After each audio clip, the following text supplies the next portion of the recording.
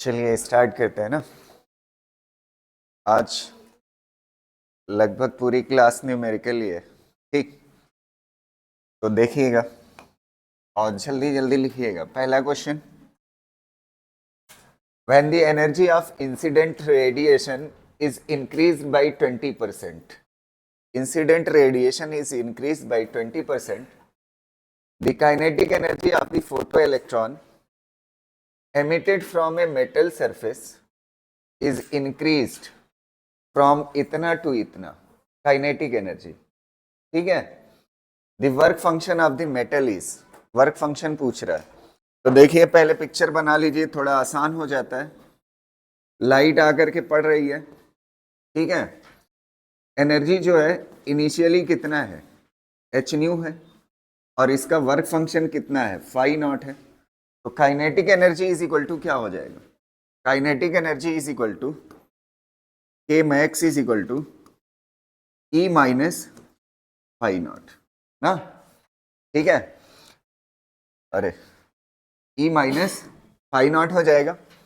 अब आप देखिए पहले एनर्जी कितना है, एच न्यू ना, कितना है, एच न्यू है।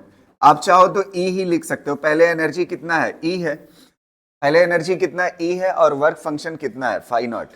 फिर सेकेंड केस में इंसिडेंट एनर्जी बढ़ा करके कितना कर दी जाती है, कितना बढ़ा दी जाती है, 20%।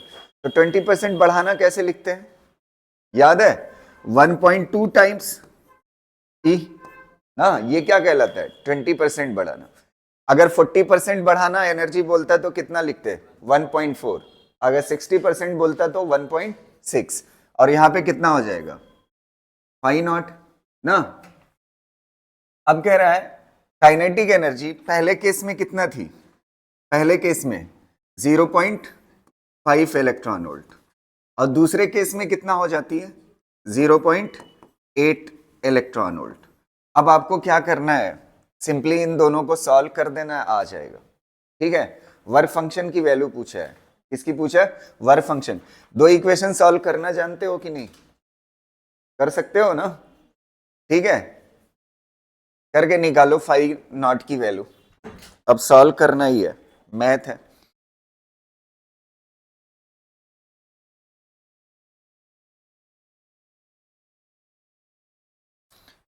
निकाल करके बताइए।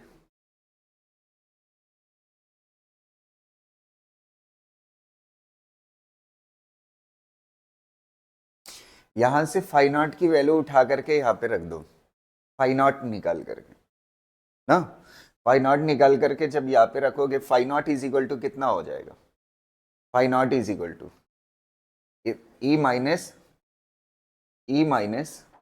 कितना हो जाएगा, 0.5।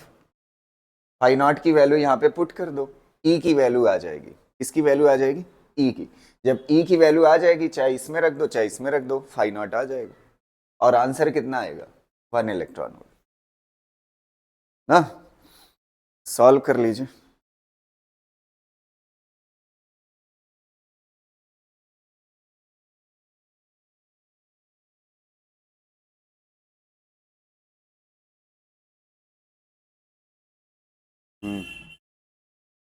हो गया, नेक्स्ट क्वेश्चन कराएं। नेक्स्ट देखिएगा, ये नॉर्मल से क्वेश्चन है, ठीक है। इसमें खाली कैलकुलेशन होती है, कुछ बड़ी बात नहीं होती है। कह रहा है when A metallic surface is illuminated with radiation of wavelength lambda, कितने वेवलेंथ की रेडिएशन आके पड़ रही है, लेमडा।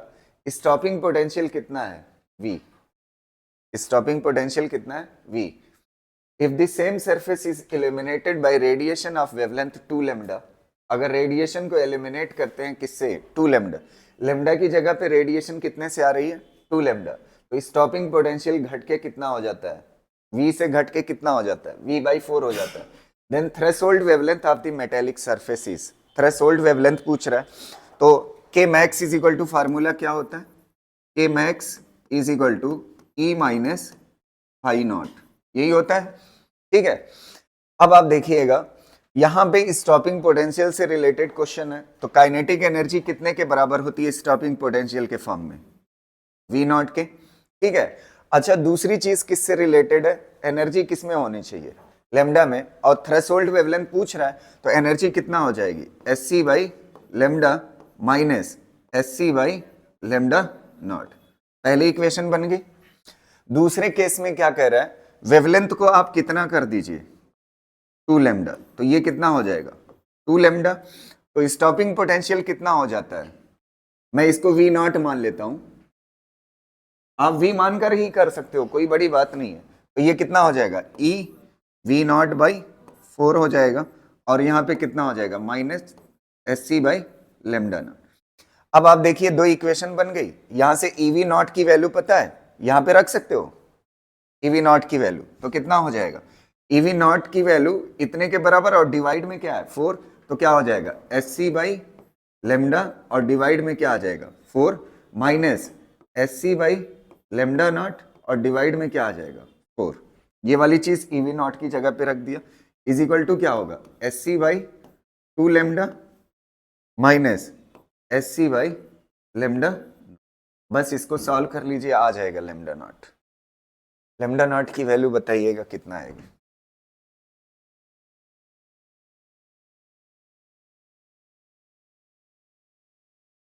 कितना आ रहा है आंसर है, हाँ 3 लेमडा है,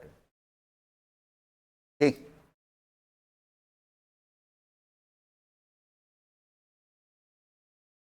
हो गया।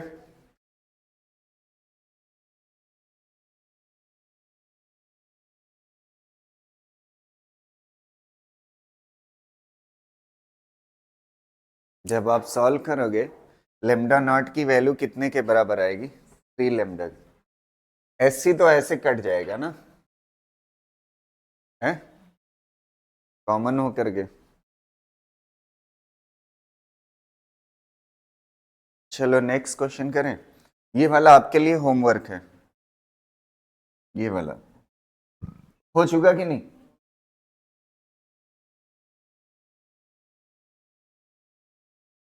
हो गया, ये वाला आपके लिए होमवर्क है, ठीक। इसका फोटो ले लीजिए, इसका आंसर आएगा 4 लेमडा, कितना आएगा 4 लेमडा, वही क्वेश्चन है। When a certain metallic surface is illuminated by monochromatic light of wavelength lambda, कितना wavelength lambda, स्टॉपिंग पोटेंशियल कितना है, पिछले वाले में जब लेमडा था तो स्टॉपिंग पोटेंशियल कितना था v के बराबर।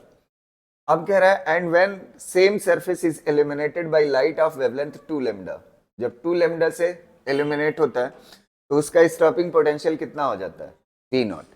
पिछला क्वेश्चन ही है रिपीट, बस थोड़ा सा डाटा क्या है चेंज है, the threshold wavelength of the surface of photo electric, ठीक। इसको कर लीजिएगा, फोटो ले लीजिए,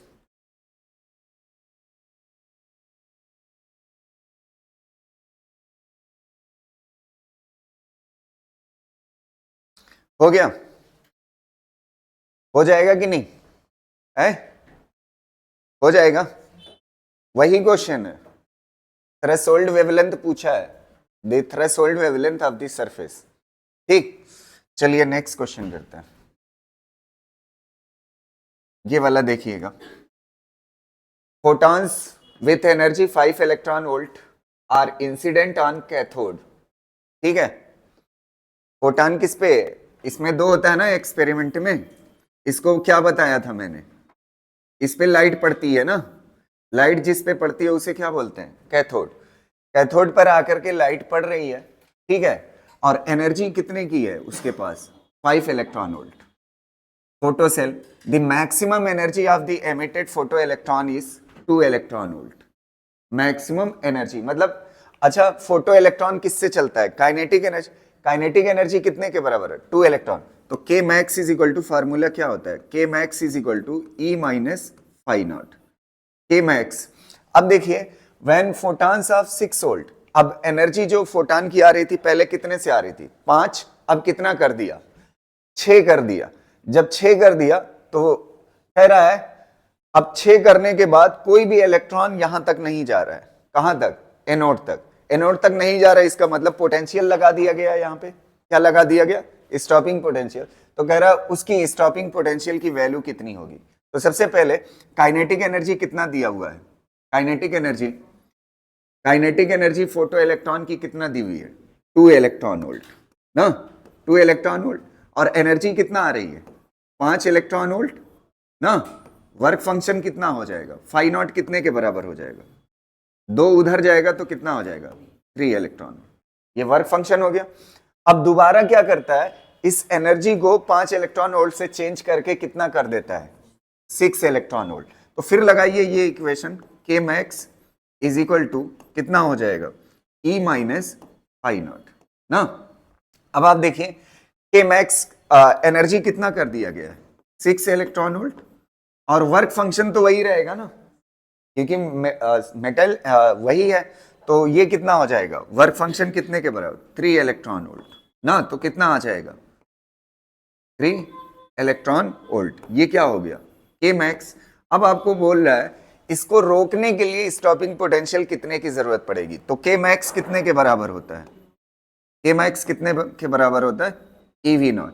के मैक्स की वैल्यू कितने के बराबर है 3 इलेक्ट्रॉन वोल्ट, और ये क्या है EV नॉट, EE क्या हो जाएगा कैंसिल, स्टॉपिंग पोटेंशियल कितना हो जाएगा 3 वोल्ट, कितना हो जाएगा 3 वोल्ट।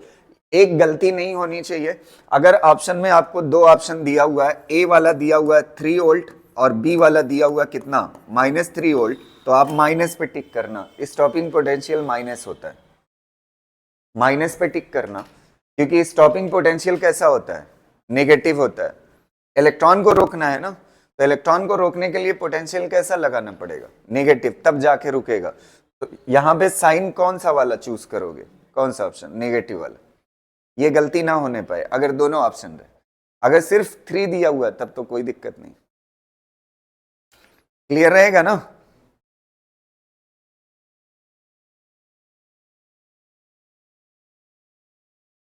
ये देखो इसका आंसर दे दीजिए, बहुत ही हल्का है।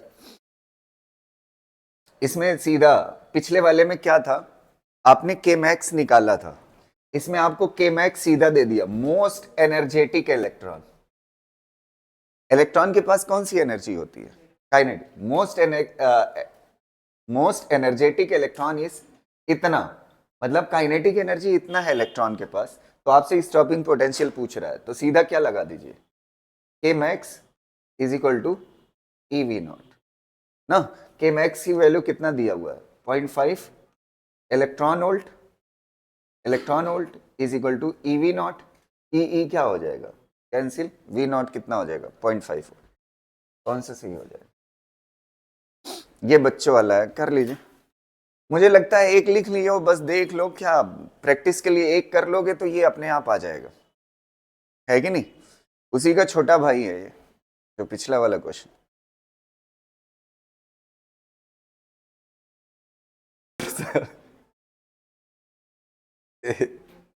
क्वेश्चन पढ़िए, a source of light is placed at a distance of 50 centimetre from a photocell and the stopping potential found to be V naught.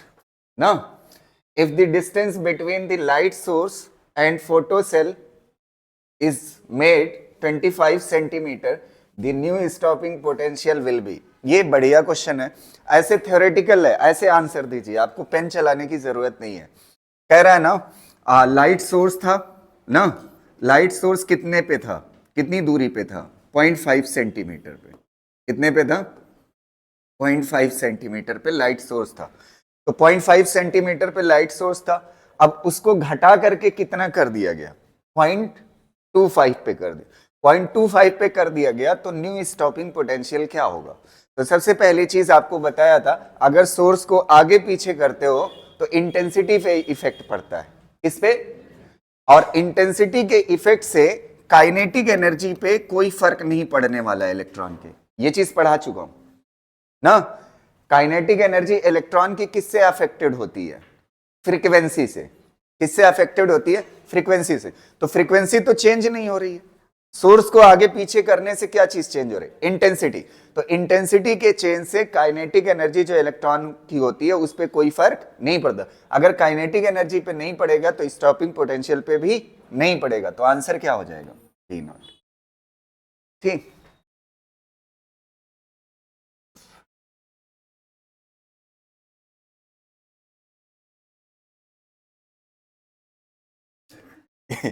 ये वाला बताइए, ये भी थ्योरेटिकल है, पेन चलाने की जरूरत नहीं, ऐसे आंसर दीजिए। When monochromatic radiation of intensity I falls on a metal surface, the number of photoelectrons and their maximum kinetic energy, ये नंबर ऑफ क्या है, फोटो इलेक्ट्रॉन्स, और ये क्या है, काइनेटिक एनर्जी। जब आई इंटेंसिटी की लाइट आके पड़ती है तो नंबर ऑफ फोटो इलेक्ट्रॉन कितने निकलते हैं, एन, और काइनेटिक एनर्जी कितना, टी। जो इलेक्ट्रॉन के पास काइनेटिक एनर्जी होती है टी होती है। अब इंटेंसिटी इसने क्या कर दिया, डबल कर दिया। तो इंटेंसिटी डबल करने से नंबर ऑफ फोटॉन भी क्या हो जाता है, डबल, और नंबर ऑफ फोटॉन के साथ साथ नंबर ऑफ इलेक्ट्रॉन भी क्या हो जाता है, डबल। तो नंबर ऑफ इलेक्ट्रॉन तो डबल हो जाएगा, लेकिन काइनेटिक एनर्जी का इंटेंसिटी पे कोई इफेक्ट नहीं होता। तो कौन सा आंसर हो जाएगा, ठीक, समझ आई बात, कर लीजिए इसको।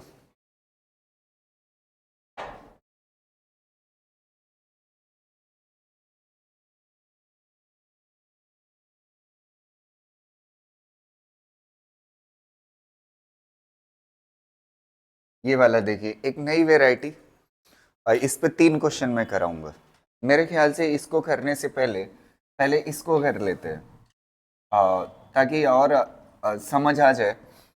The ultraviolet rays incident on metallic plate, ultraviolet किसी मेटेलिक प्लेट पे इंसिडेंट करती है, तो photo electric effect does not, अगर फोटो इलेक्ट्रिक इफेक्ट नहीं होता, अल्ट्रावायलेट लाइट आकर के पड़ी और अल्ट्रावायलेट लाइट इलेक्ट्रॉन को नहीं तोड़ पाई, अल्ट्रावायलेट ना, तो अल्ट्रावायलेट नहीं तोड़ पाई, तो अल्ट्रावायलेट की वेवलेंथ से कम वाली तोड़ पाएगी, क्योंकि एनर्जी ये क्या रखती है, जो लाइट आती है एनर्जी, और एनर्जी वेवलेंथ से कैसा रिलेशन रखती है, इनवर्स। जितनी वेवलेंथ छोटी होगी उतनी आने वाली एनर्जी ज्यादा हो। तो मतलब इसके पास एनर्जी इतनी नहीं है कि ये इलेक्ट्रॉन तोड़ पाए, तो जाहिर सी बात है इससे कम वेवलेंथ वाली तोड़ लेगी और इससे ज्यादा वाली नहीं तोड़ पाए। अब आपको वो टेबल जो मैंने आपको इलेक्ट्रोमैग्नेटिक वेव में पढ़ाया था, G U V G X U V I M R, ऐसे याद रखिएगा। G X U V car होती है, G X U V car I M R. G मतलब गामा, एक्स मतलब एक्सरे, यू मतलब अल्ट्रावायलेट, वी मतलब विजिबल, ये पढ़ा चुका हूं पूरा टेबल, विजिबल ना, आई मतलब इंफ्रारेड, एम मतलब माइक्रोवेव, आर मतलब रेडियो वेव। अब आप देखिएगा, अल्ट्रावायलेट नहीं तोड़ पाई, अल्ट्रावायलेट नहीं तोड़ पाई, वेवलेंथ किधर की तरफ बढ़ती है, वेवलेंथ इधर की तरफ क्या होती है, बढ़ती है, और फ्रीक्वेंसी इधर की तरफ बढ़ती है, फ्रीक्वेंसी। अच्छा ये बताओ, अल्ट्रावायलेट नहीं तोड़ पाई ना, तो इधर की तरफ जाओगे तो वेवलेंथ बड़ी होगी, तो इधर वाली रेडिएशन नहीं तोड़ पाएगी, इधर वाली तोड़ पाएगी, इधर वाली। तो इधर से पहले कौन है, एक्स और गामा, एक्स है इसमें, गामा है नहीं, समझ आ रही ना।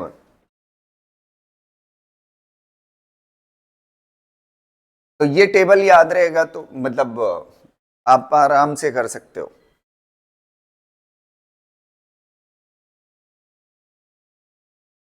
विजिबल की रेंज आपको पता है ना, 400 नैनोमीटर से 700 नैनोमीटर है, क्या चीज, वो थोड़ा बहुत वेरिएशन से कोई फर्क नहीं पड़ता, देखोगे बहुत माइनर सा होगा, हाँ उतना चल जाता है।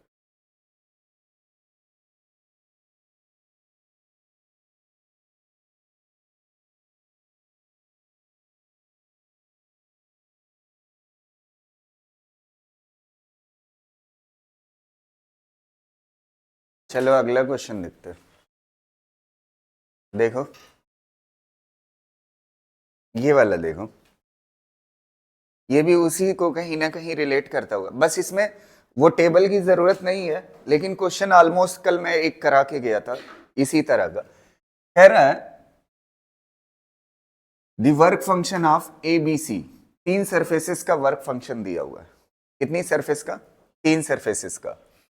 अब तीन सरफेस जो है उनका वर्क फंक्शन दिया हुआ है। अब कह रहा हूं उस पे लाइट आकर के जो पड़ रही इतने एंगस्ट्रॉम की पड़ रही है, इतने एंगस्ट्रॉम की लाइट आकर के पड़ रही है, इतने एंगस्ट्रॉम की ना। तो कह रहा वो इन तीन सरफेस में से किसमें से इलेक्ट्रॉन तोड़ के निकाल पाएगी ना, ये क्वेश्चन है। तो अब आप देखिए तीन सरफेस है, ठीक है, तीन सरफेस का क्या पता है, वर्क फंक्शन, क्या पता है तीनों का वर्क फंक्शन। अगर वर्क फंक्शन पता हो तो थ्रेशोल्ड वेवलेंथ निकाल सकते हैं ना तीनों की। तो थ्रेशोल्ड वेवलेंथ का फार्मूला क्या होता है, अच्छा work function is equal to क्या होता है, लेमडा के फॉर्म में एस बाई लेमडा नॉट। तो lambda naught is equal to क्या हो जाएगा, एस बाई पाई नॉट ना। अब आप देखिए तीनों सरफेस के लिए निकाल लीजिए वेवलेंथ। पहली सरफेस के लिए निकालिए, लेमडा नॉट 1 बराबर होगा S C by pi naught 1 ना। एस सी कितने के बराबर, अच्छा ये किसमें दिया हुआ है, इलेक्ट्रॉन वोल्ट ना, और लेमडा किसमें दी हुई है, जो लाइट आकर के पड़ रही, एंगस्ट्रॉम। तो इसकी जो वेवलेंथ थ्रेशोल्ड निकालेंगे वो एंगस्ट्रॉम में निकाल। एंगस्ट्रॉम में क्या होता है, एस सी की वैल्यू 12400, और क्या होती है unit, electron volt angstrom, divide by कितना हो जाएगा, ये कितना दिया हुआ 1.92 इलेक्ट्रॉन वोल्ट क्या हो जाएगा, कैंसिल। इसको सॉल्व करके बताइए कितना आएगा, ऑलमोस्ट ऐसे लेमडा नॉट 2 निकाल लोगे, लेमडा नॉट 2 कितना आएगा, एस सी कितने के बराबर है 12400 electron volt angstrom divide by कितना दिया हुआ 2 इलेक्ट्रॉन वोल्ट कैंसिल, कितना आ जाएगा, ये कितना आएगा, ये तो सीधा आ जाएगा 6200 एंगस्ट्रॉम। इससे ज्यादा ये आएगा ना, कितना आएगा, सॉल्व करके बताइए इसको जल्दी से। लेमडा नॉट 3 कितना आएगा 12400 electron volt angstrom divide by कितना आ जाएगा, 2 इलेक्ट्रॉन वोल्ट की जगह पे कितना आ जाएगा 5 इलेक्ट्रॉन वोल्ट कैंसिल, 5 2 जा और 5 4 जा 5 8 जा, कितना हो जाएगा एंगस्ट्रॉम ना। अब आप बताइए ये वाली कितना आई यार, इससे ज्यादा आएगी 6458 एंगस्ट्रॉम ना। अच्छा ये बताओ लाइट आकर के कितने की पड़ रही है, पहली सरफेस की वेवलेंथ ज्यादा है ना, थ्रेशोल्ड वेवलेंथ ज्यादा है, तो थ्रेशोल्ड से कम है ना जो लाइट आके पड़ रही, तो ये इलेक्ट्रॉन निकाल सकती है कि नहीं। अगर थ्रेशोल्ड से कम पे आती है लाइट ना तो इलेक्ट्रॉन निकाल सकती है, तो पहले से निकल जाएगा, दूसरे से निकल जाएगा, तीसरे में थ्रेशोल्ड से ज्यादा है तो ज्यादा वाली नहीं निकाल पाएगी, तो तीसरे से नहीं निकाल पाएगी, कौन सही हो जाएगा, ए एंड बी। ये तो मैं कह रहा हूं मुझे कोई दिक्कत नहीं है, आपके साथ ना दिक्कत। हो गया ना ये, चलो अगला देखो।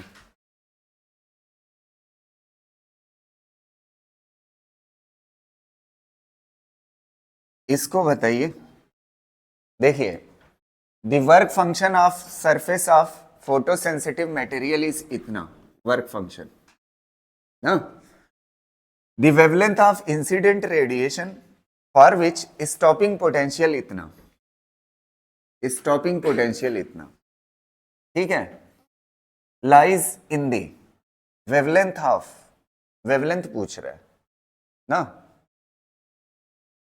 The work function of the photosensitive material, work function दिया हुआ है, और the wavelength of incident radiation of stopping potential इतना, तो फार्मूला क्या हो जाएगा, के max is equal to E minus pi naught ना।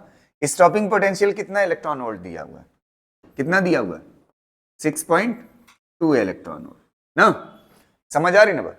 और आपसे क्या पूछ रहा है, इंसिडेंट रेडिएशन की वेवलेंथ पूछ रहा है, क्या पूछ रहा है, वेवलेंथ पूछ रहा है, और स्टॉपिंग पोटेंशियल आपको कितना दिया हुआ है 5 वोल्ट।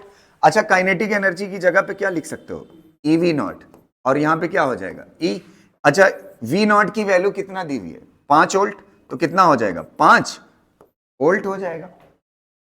अरे वी नॉट की वैल्यू कितना है 5 वोल्ट, कोई दिक्कत नहीं है ना, इज इक्वल टू कितना हो जाएगा ई माइनस 6.2 इलेक्ट्रॉन वोल्ट। इसको इधर ले आइए तो E इज इक्वल टू कितना हो जाएगा, 11.2 इलेक्ट्रॉन वोल्ट। एनर्जी अगर आ गई है इलेक्ट्रॉन वोल्ट में और लेमडा आपको निकालना है तो लेमडा आप आराम से निकाल सकते हो, और कोशिश करना नैनोमीटर में, क्योंकि आपको टेबल किस में रटा हुआ है, नैनोमीटर में। तो अगर नैनोमीटर में रटा हुआ है तो एनर्जी इज इक्वल टू क्या होता है, Hc बाई लेमडा। तो Hc की वैल्यू कितना आप रखोगे बताइए, 12,400 इलेक्ट्रॉन वोल्ट नैनोमीटर। और लेमडा की वैल्यू इधर कर लीजिए, तो लेमडा इधर आ जाएगा, इसकी जगह पे क्या आ जाएगी, एनर्जी। और एनर्जी कितना आई है, 11.2 इलेक्ट्रॉन वोल्ट। कितना आएगा सॉल्व करने के बाद, ये सॉल्व करिए। इलेक्ट्रॉन वोल्ट क्या हो जाएगा, कैंसिल। कितना आएगा, 110 समथिंग, 100 अप्रॉक्स 110.7 नैनो मीटर। एक मिनट सुनना, 400 से ये लिख लीजिए G X U V I M R। अच्छा, विजिबल रेंज कहां से कहां तक है, 400 से 700। तो 400 से 700 अगर विजिबल रेंज है तो उससे पहले दो लोग हैं जिनकी वेवलेंथ उससे कम है 400 से। आंसर क्या आया है, 400 से कम आया। तो 400 से कम में गामा तो ऑप्शन में है नहीं, गामा हटा दीजिए। एक्स और क्या है, एक्सरे है और अल्ट्रावायलेट है। तो अल्ट्रावायलेट की रेंज जो मैंने पढ़ाई थी 1 नैनोमीटर से 400 नैनोमीटर होती है, 1 नैनोमीटर से 400, और ये कितना आ रही है, तो इसके बीच में है, तो कौन सा सही हो जाएगा, अल्ट्रावायलेट, अल्ट्रावायलेट रीजन। उससे कम, हाँ याद करना पड़ेगा। चलो, ये क्वेश्चन जबरदस्त है और इसमें कुछ मुझे सिखाना है।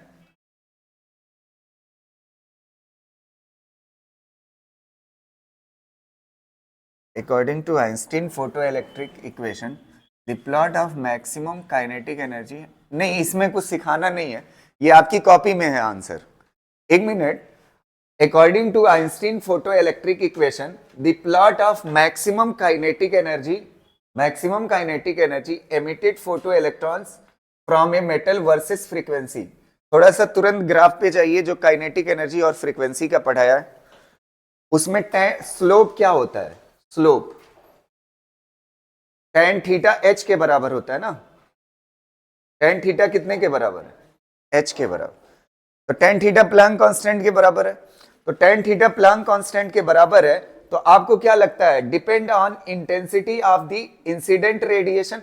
tan थीटा स्लोप तो कांस्टेंट है, तो इंटेंसिटी से कोई लेना देना नहीं है। अगला देखिए, depends on nature of the metal and also on the intensity. फिर वही बात कह रहा है, इंटेंसिटी से क्या लेना देना, स्लोप तो कांस्टेंट है ना, स्लोप किसी चीज पे डिपेंड नहीं कर रहा है, तो ये भी क्या हो गया, गलत हो गया। Is same for all metals and independent of intensity of incident radiation. ये वाली बात क्या हो जाएगी, सही हो जाएगी। और depends on the nature of the metal surface, ये तो पहले ही गलत कह चुके हैं, तो समझ आ रही ना बात। ये स्लोप किसी चीज पे डिपेंड नहीं करता। देखिए ग्राफ पे कितना अंदर घुस के पूछ दिया। अगर आपको ग्राफ पता है तो आप आराम से कर सकते हैं। ग्राफ का स्लोप कितने के बराबर होता है, h के बराबर। कर लीजिए।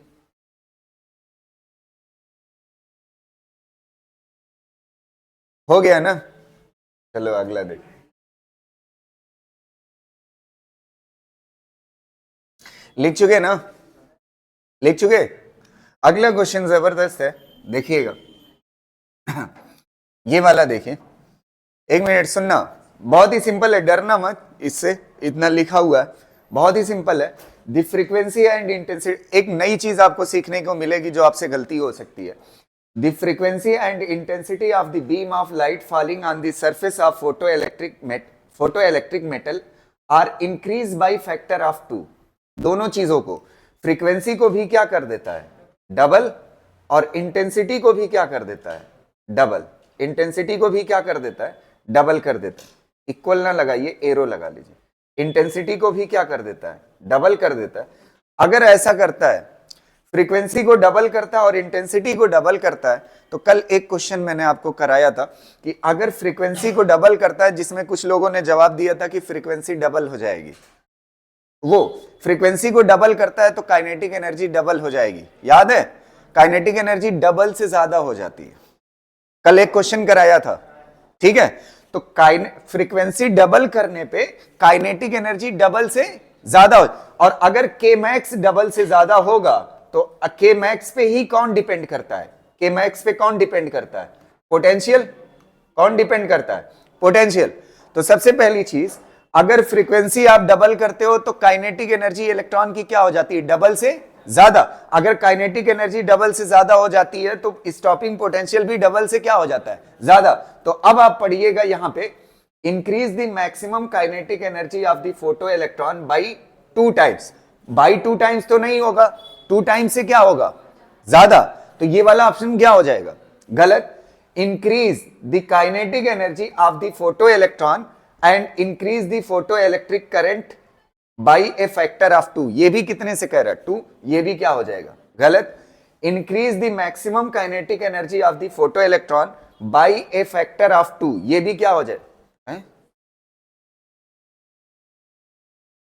By A factor of 2 and increase the maximum kinetic energy of the photo electron by, ये गड़बड़ ऑप्शन लिखा हुआ है,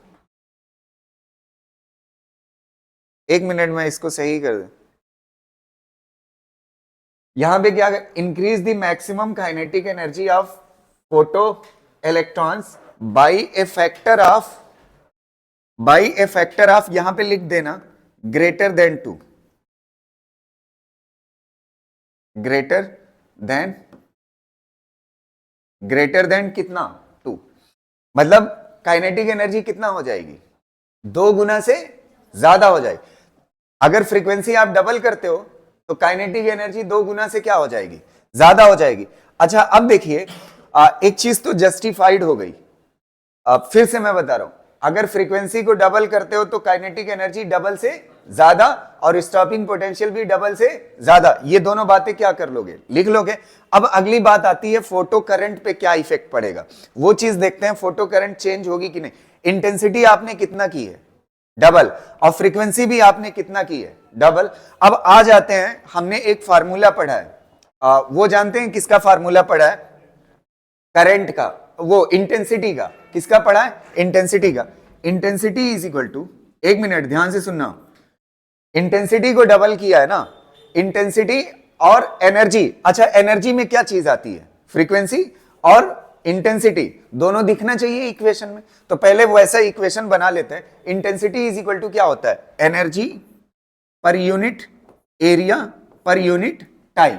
और अगर आपको याद हो, एक बात मैंने इसीलिए अलग अलग पढ़ाई थी, यहां पे देखिए सेंसिटिव है, थोड़ा सा सुन लीजिएगा। इंटेंसिटी का जब फार्मूला पढ़ाया था और पावर की बात की थी तो वो रेडिएशन के लिए पढ़ाया था, एक फोटान के लिए नहीं पढ़ाया था। तो ये जो एनर्जी है ना, ये एनर्जी किसकी है? रेडिएशन की। इंटेंसिटी और पावर किसके लिए होती है? एक फोटान के लिए नहीं, किसके लिए होता है? रेडिएशन। तो एनर्जी ये जो लिखी हुई है ना, ई क्या होता है? टोटल होता है। अच्छा टोटल एनर्जी क्या होती है? एक फोटान के पास energy into N times of photon ना। अब अगली चीज सुनिएगा, डिवाइड बाई क्या हो जाएगा? एरिया इंटू क्या हो जाएगा? टाइम ना। अच्छा ये बताओ, नंबर, एरिया, टाइम, ये तीनों चीजें क्या है? जब इंटेंसिटी आकर के, अच्छा लाइट आकर के पड़ती है ना, तो लाइट आकर के पड़ी, मान लेते हैं आई इंटेंसिटी की, तो नंबर ऑफ फोटान क्या होता है? टूट करके निकलता है। अगर इंटेंसिटी डबल कर दोगे तो ये नंबर क्या हो जाएगा? डबल हो जाएगा। नंबर क्या हो जाएगा? इलेक्ट्रॉन जो टूटता है वो किस पे डिपेंड करता है? इंटेंसिटी पे। अगर इंटेंसिटी आई आ रही है, मान लेते हैं 100 इलेक्ट्रॉन तोड़ रहा है, तो इंटेंसिटी कितना आ जाए? अगर 2i आ जाए तो कितना इलेक्ट्रॉन तोड़ेगा? 200। कितना तोड़ेगा? 200। तो इंटेंसिटी बढ़ने पे क्या टूटता है? ज्यादा इलेक्ट्रॉन। और इलेक्ट्रॉन ज्यादा टूटने पे करंट क्या हो जाती है? बढ़ जाती है। तो ऐसे ही थोड़ा सा सोचिएगा। अब आप देखिए एनर्जी में क्या छिपा हुआ है? आई, और ये क्या मान लेते हैं? एन डैश, और ये क्या हो जाएगा? ई मतलब एच न्यू। अच्छा ये बताओ, ध्यान से सुनिए मेरी बात, जवाब दीजिएगा। न्यू को कितना किया है? न्यू को कितना किया है? फ्रीक्वेंसी को 2 गुना, और इंटेंसिटी को कितना किया है? 2 गुना। तो एन की वैल्यू पे, एन डैश की वैल्यू पे कोई फर्क पड़ेगा?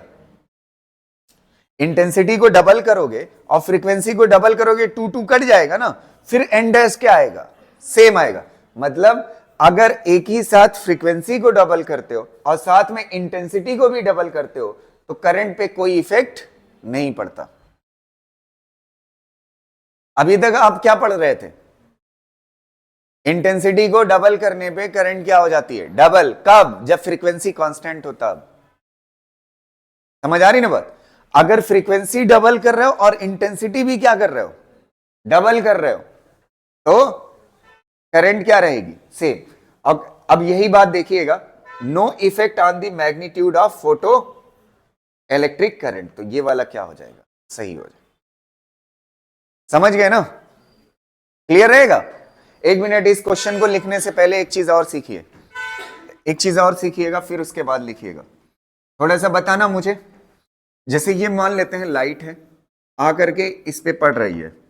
ध्यान से सुनना, अगला क्वेश्चन में यहीं से देखिए, आपको लग रहा होगा ना कि इतना बड़ा क्वेश्चन तो नहीं पूछेगा। अभी देखिए कैसे पूछ सकता है। ये लाइट आ रही है, इसका 2 फार्मूला हो सकता है एनर्जी का, एच न्यू या एस सी बाई लेमडा ना। अच्छा ये बताओ, मान लेते हैं यहां पे थ्रेशोल्ड फ्रीक्वेंसी होगी इस मटेरियल की जिस पे पड़ रही है, सरफेस पे लाइट जिस पे आकर के पड़ रही है ना, इसकी क्या होगी? थ्रेशोल्ड फ्रीक्वेंसी या थ्रेशोल्ड वेवलेंथ होगी।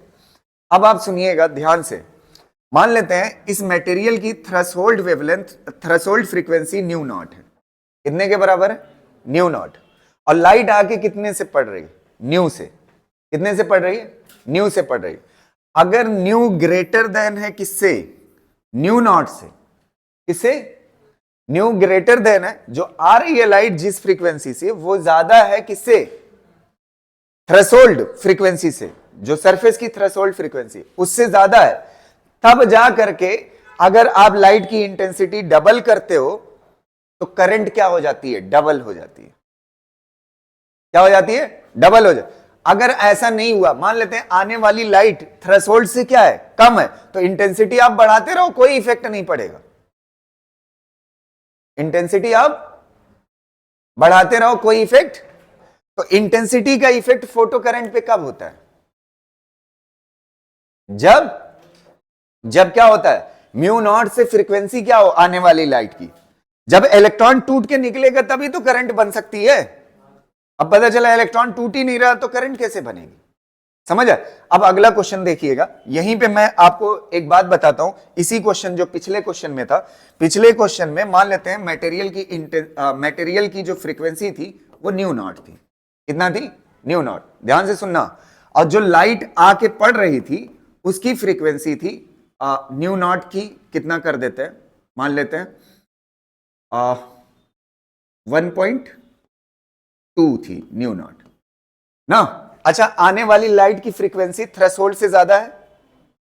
अब इस वक्त इंटेंसिटी अगर बढ़ाओगे, इंटेंसिटी डबल करोगे तो फोटो करंट क्या हो जाएगी? डबल हो जाएगी। फोटो करंट क्या हो जाएगी? डबल। अब अगला क्वेश्चन सुनना, मैंने फ्रीक्वेंसी को आधा कर दिया, आने वाली फ्रीक्वेंसी को क्या कर दिया? आधा, और इंटेंसिटी को कर दिया डबल। एक मिनट सुनना, फ्रीक्वेंसी को क्या कर दिया आने वाली लाइट की? आधा, और इंटेंसिटी को क्या कर दिया? डबल। अच्छा, जब इसको आधा कर दोगे तो थ्रेशोल्ड से छोटी नहीं पड़ जाएगी? और छोटी पड़ जाएगी तो इंटेंसिटी डबल करने से करंट बढ़ेगी? करंट क्या रह जाएगी? वही क्वेश्चन जो पिछला वाला, उसमें दोनों को क्या किया था? फ्रीक्वेंसी को भी डबल और इंटेंसिटी को भी डबल, तो करंट पे इफेक्ट पड़ा था? नहीं पड़ा था ना।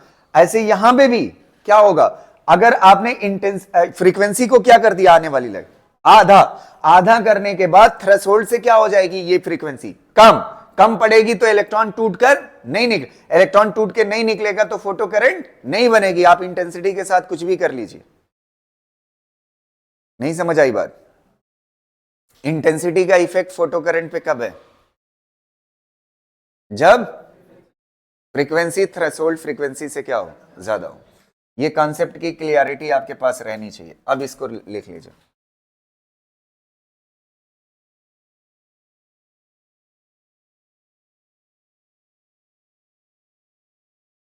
और यहां पे ये बात लिख लेना, फ्रीक्वेंसी डबल करने पे काइनेटिक एनर्जी डबल से क्या हो जाती है, ज्यादा, और स्टॉपिंग पोटेंशियल भी डबल से क्या हो जाता है, ज्यादा।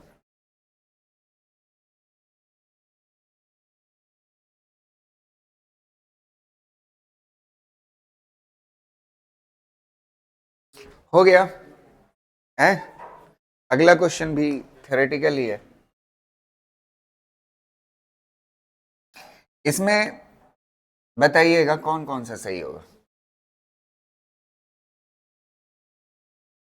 कौन सा, और आगे पढ़ लो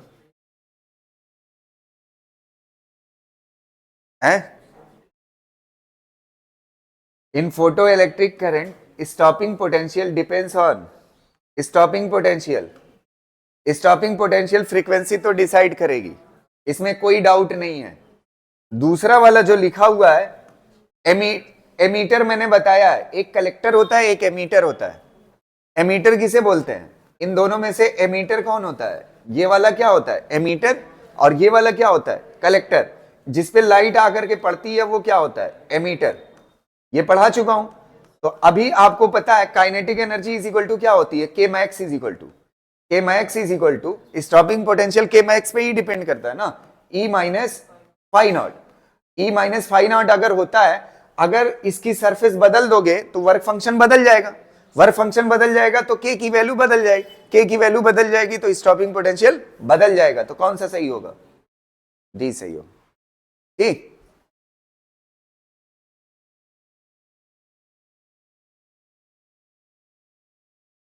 ये वाला देखिए, इसमें बताइए कौन सा ग्राफ सही है।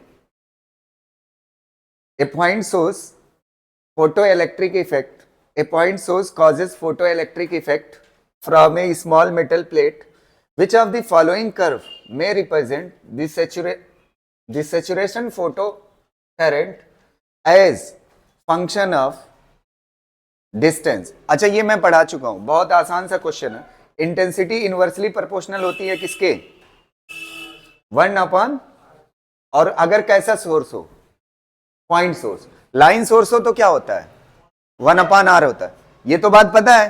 अच्छा, इंटेंसिटी जो डायरेक्टली प्रोपोर्शनल होती है सैचुरेशन करंट के, इंटेंसिटी बढ़ेगी तो फोटो करंट क्या होती है, बढ़ती है, तो ये कौन सी करंट हो जाएगी, सैचुरेशन करंट। ये सैचुरेशन करंट है और ये क्या है इंटेंसिटी। तो ये कैसा रिलेशन रख रही है सैचुरेशन करंट इसके आर के साथ, इनवर्स। तो कौन सा सही हो जाएगा, डी वाला ग्राफ।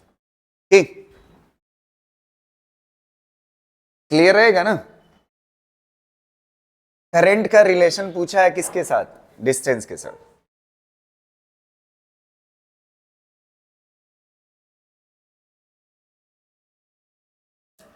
अगला क्वेश्चन देखिए,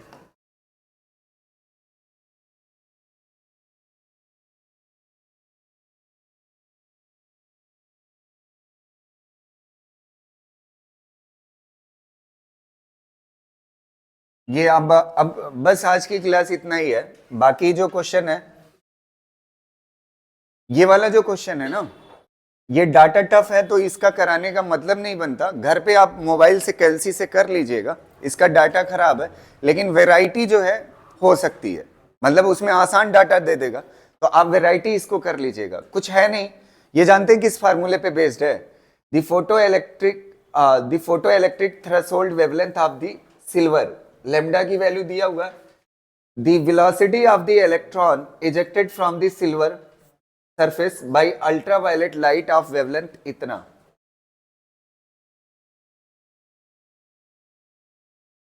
ये थ्रेशोल्ड वेवलेंथ है और जो लाइट अल्ट्रावायलेट आके पड़ रही है उसकी वेवलेंथ कितना है, इतना है। तो आपसे क्या पूछा है, कहां है the velocity of the electron, velocity पूछा है ना, कौन सा फार्मूला लगेगा, के मैक्स इज इक्वल टू क्या होगा, S C by lambda minus S C by lambda ना। डाटा थोड़ा सा टफ है, इसमें ये वाली वैल्यू एंगस्ट्रॉम में बदल सकते हो। अरे ये 10 की पावर -10 मतलब क्या होगा, एंगस्ट्रॉम ना। तो एंगस्ट्रॉम में लेमडा की वैल्यूज दी हुई है, ये थ्रेशोल्ड वेवलेंथ है और ये वाली वेवलेंथ है। एससी की वैल्यू किस में रखना, एंगस्ट्रॉम में 12400, और के में क्या छिपा हुआ है, हाफ mv²। मास किसका लोगे, इलेक्ट्रॉन का। इलेक्ट्रॉन का मास आप जानते हो 9.1 इंटू 10⁻31, बस आ जाएगी वेलोसिटी। थोड़ा सा डाटा टफ है लेकिन इसको आसान करके दे सकता है, इसलिए मैंने आपको करा दिया। ठीक है, इसको कर ले।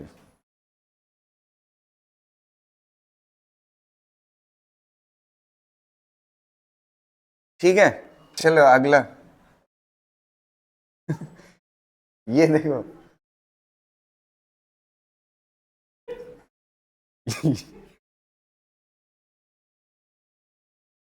ये क्वेश्चन जो है इसको आप ट्राई करिएगा।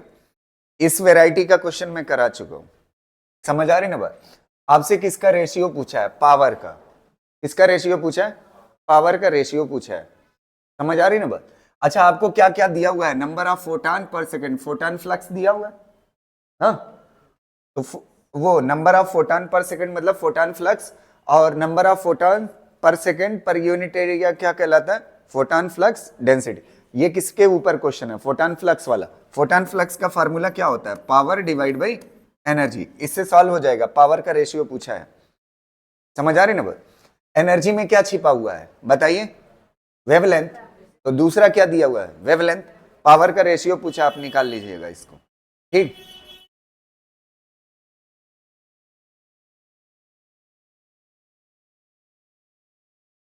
ये वाला क्वेश्चन मेरे ख्याल से सबने कर लिया था, जिसमें इंटेंसिटी वाला जो क्वेश्चन था, इंटेंसिटी वाला क्वेश्चन जो मैंने कराया था। A 5 watt source emit monochromatic light of wavelength 5000 angstrom when place 0.5 metre away. तो इंटेंसिटी क्या होती है, इनवर्सली प्रोपोर्शनल होती है किसके, आर स्क्वायर के। अब देखिए 0.5 मीटर पे सोर्स था, फिर उसके बाद क्या कर दिया हमने, when source is moved at a distance of 1 metre, हमने डिस्टेंस को क्या कर दिया, डबल। पहले सोर्स कितने पे था, 0.5 पे, अब दूरी बढ़ा दी है, डबल कर दी। तो दूरी बढ़ाने पे, डबल करने पे इंटेंसिटी कितना गुना हो जाएगी, 4 गुना क्या हो जाएगी, कम हो जाएगी। तो कौन सा सही हो जाएगा, ये करा चुका हूं मैं क्लास में, समझ आ रही ना बात। ये दूसरी वाली क्लास में कराया था। ठीक है, तो बस एक क्वेश्चन और लास्ट, अगर किसी का छूटा हो, ये वाला क्वेश्चन, ये वाला क्वेश्चन किसी का छूटा तो नहीं है, ये वाला कराया था क्लास में। An electron of rest mass m0 moves with A speed of इतना, ये c जो है स्पीड ऑफ लाइट है, क्या है c, स्पीड ऑफ लाइट। तो आपको पता है मास इज इक्वल टू क्या होता है, rest mass divide by √1 - v²/c²। v की वैल्यू दी हुई है कितना, उस पे मास पूछा है m0 के फॉर्म में आंसर आएगा। ठीक है,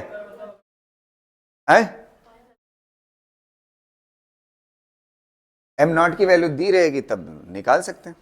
ठीक है, हाँ एक चीज जाते जाते सुन लीजिए, यहां तक क्लियर है ना। अब कल खाली एक टॉपिक बचा हुआ है, डी ब्रोगली। ठीक है, कभी कभी डी ब्रॉय भी बोला जाता है या डी ब्रोगली बोलिए, दोनों बातें, कोई उससे इफेक्ट नहीं पड़ता। अगली चीज सुनना है, एक इंपॉर्टेंट बात, अगर मैं आपसे एक क्वेश्चन पूछता हूं, ध्यान से सुनना, इसमें गलती हो सकती है आपसे। अगर मैं आपसे एक क्वेश्चन पूछता हूं, फोटान का रेस्ट मास कितना होता है, 0। लेकिन अगर फोटान चल रहा हो तो उसके पास क्या होता है, मास, और उस मास को निकालने का तरीका क्या होता है, m = E/c²। यही होता है ना।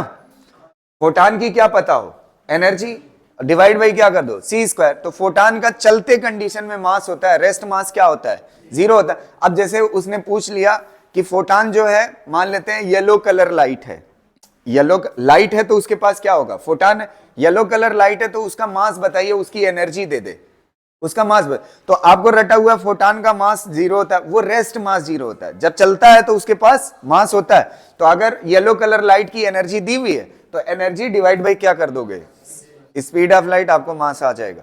तो मास रेस्ट वाला जीरो होता है, ठीक है। चलिए ये फोटो इलेक्ट्रिक इफेक्ट कंप्लीट। अब कल हम देखेंगे डी ब्रोगली वेवलेंथ, और इसमें जो एक टॉपिक है डेविसन जर्मर एक्सपेरिमेंट वो हटा दिया गया है, ठीक है। तो सिर्फ डी ब्रोगली बची हुई है, ठीक, ठीक है, थैंक यू।